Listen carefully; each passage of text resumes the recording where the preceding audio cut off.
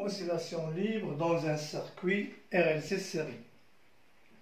On va étudier dans cette leçon le comportement d'un condensateur chargé lorsqu'il est engagé dans un circuit qui contient une bobine.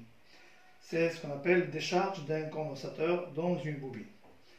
Alors, le montage utilisé pour étudier ce phénomène, il est constitué principalement d'un générateur idéal de force électromotrice E de résistance pratiquement nulle, une résistance R0 de protection, notre condensateur, la bobine de coefficient de self-induction L et de résistance interne R, et un résistor de résistance R', un variable, c'est-à-dire qu'on peut changer à volonté. On va appeler la résistance totale du circuit grand R égale petit r plus R'. Alors, un interrupteur basculant qui peut donc être en position 1 pour pouvoir charger le condensateur et en position 2 pour le décharger. Alors tout d'abord, chargeons le condensateur. Plaçons l'interrupteur K en position 1. Charge du condensateur. Ensuite, une fois lorsque le condensateur est bien chargé, on le bascule en position 2. Ça serait la décharge du condensateur dans la bobine.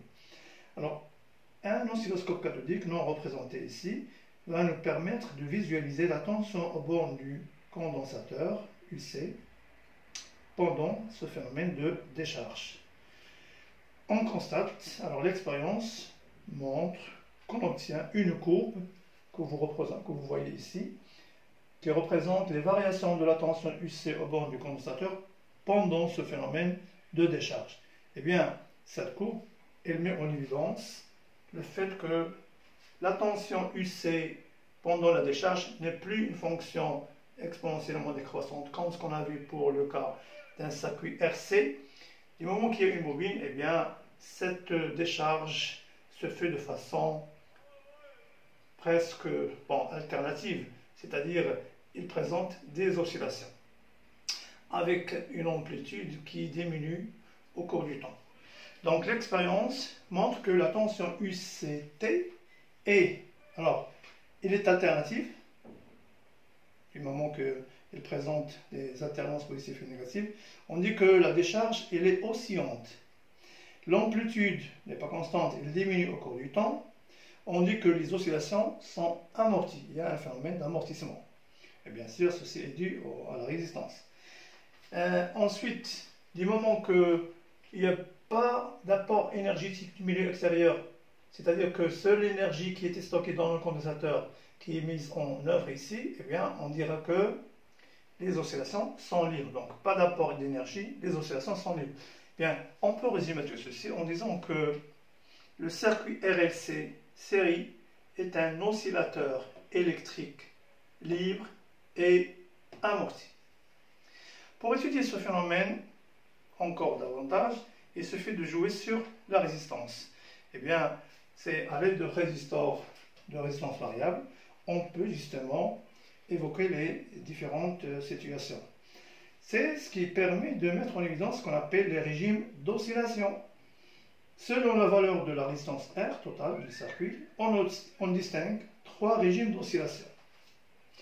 Alors, le premier régime, c'est ce qu'on a vu tout à l'heure, avant, c'est lorsque la résistance est faible, extrêmement faible, même réduite à la résistance de la bobine, on obtient ce phénomène d'oscillation électrique libre amortie avec une diminution progressive de l'amplitude au cours du temps. Bien, donc pour R faible, on obtient ce qu'on appelle un régime pseudo-périodique. Et le temps qui sépare deux maximums consécutifs, ça s'appelle la pseudo-période. On verra par la suite qu'il est sensiblement égal à la période propre, il ne dépend pas de la résistance, il est égal à la période propre du circuit idéal LC qui ne possède pas de résistance et qui est égal à 2 pi racine de LC. On verra ça plus tard dans la deuxième partie.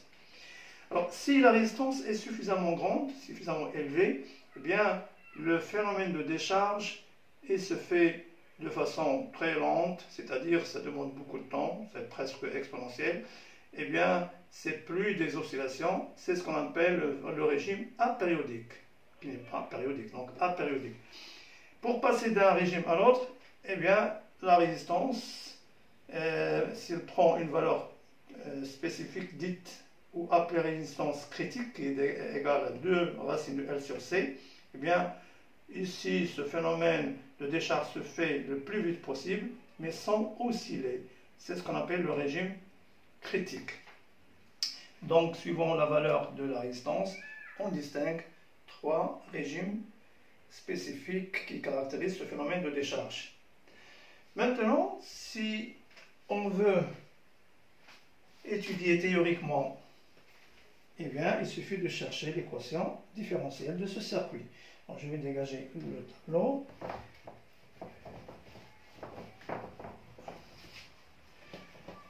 On va garder le même circuit et on va appliquer, comme dans le circuit précédent, les lois de l'électricité, à savoir la loi de l'additivité des tensions, et remplacer chaque tension par son expression. On connaît déjà les expressions, je peux les rappeler. Rappelons que la tension au banc du résistor, c'est égal à RI, la loi d'Ohm. La tension au banc du condensateur, UC, égale Q sur C. Le courant, c'est D2Q sur DT, c'est égal C, D2UC sur DT. Et ici, on a besoin de la dérivée du courant, D2I sur DT, c'est la dérivée seconde, D2Q sur DT carré, c'est égal C, dérivée seconde de UC sur DT au carré. Ce sont les formules qu'on a besoin pour étudier. Donc, alors, ça serait petit 2, équation différentielle, petit 2, équation différentielle.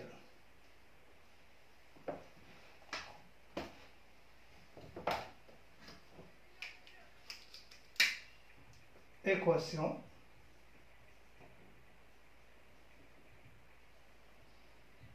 différentielle.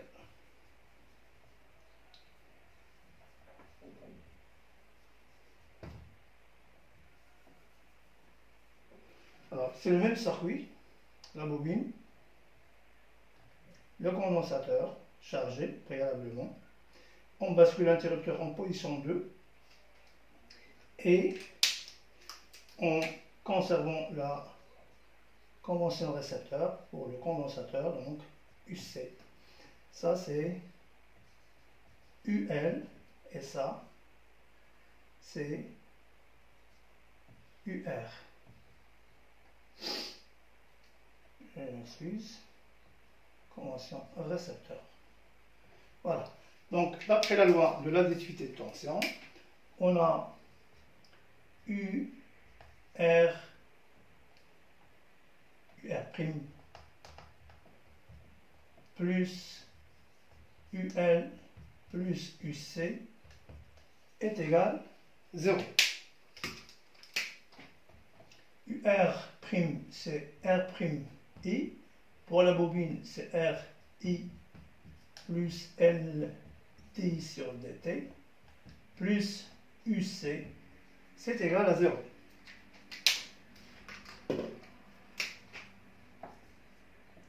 RI, alors R c'est la somme, hein, c'est la somme de R' plus petit r, I plus LDI sur DT plus UC est égal à 0. Je remplace chaque terme par ce qu'on a vu. Donc R' plus R, c'est R.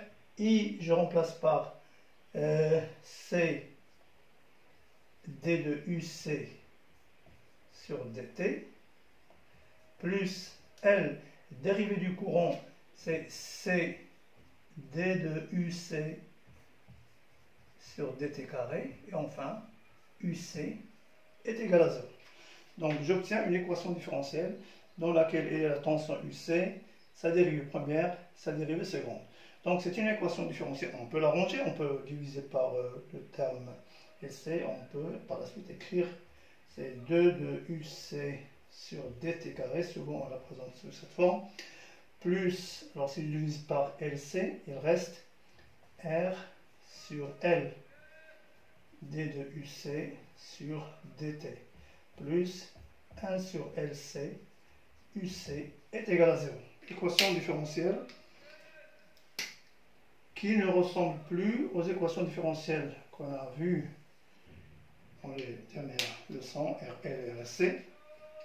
C'est-à-dire que sa solution ne serait plus comme ce qu'on a vu. Bon, la solution, ce n'est pas au programme, mais on peut la donner quand même. Supposons qu'il n'y a pas ce terme. Il n'y a pas ce terme. Il n'y a que la dérivée première et la fonction. C'est-à-dire qu'on aurait une solution exponentielle. UC égale E exponentielle moins lambda T. Et du moment qu'il y a le terme dérivée seconde, la solution possède une fonction cosinus. Bien, la solution en général donnée pour ce genre d'équation, UC est égal à un certain U0 exponentielle moins lambda T fois cosinus de pi sur T plus I. Avec T, c'est la pseudo-période. Lambda, c'est un coefficient qui dépend du terme R sur L, qui présente donc le terme d'amortissement. Également, on peut demander une équation différentielle en charge, c'est-à-dire si je remplace UC par Q sur C, eh bien, on peut obtenir une équation différentielle semblable avec la quantité d'électricité d de Q sur dt carré plus les termes d'amortissement R, L, d de Q sur... Alors, si je remplace sur dt plus 1 sur LC, Q est égal à 0. Voilà. Dans la prochaine partie, on va étudier le cas idéal, c'est-à-dire dans le circuit là où il n'y a pas de résistance, il n'y a que le condensateur et une bobine qui est idéale. Merci de votre attention.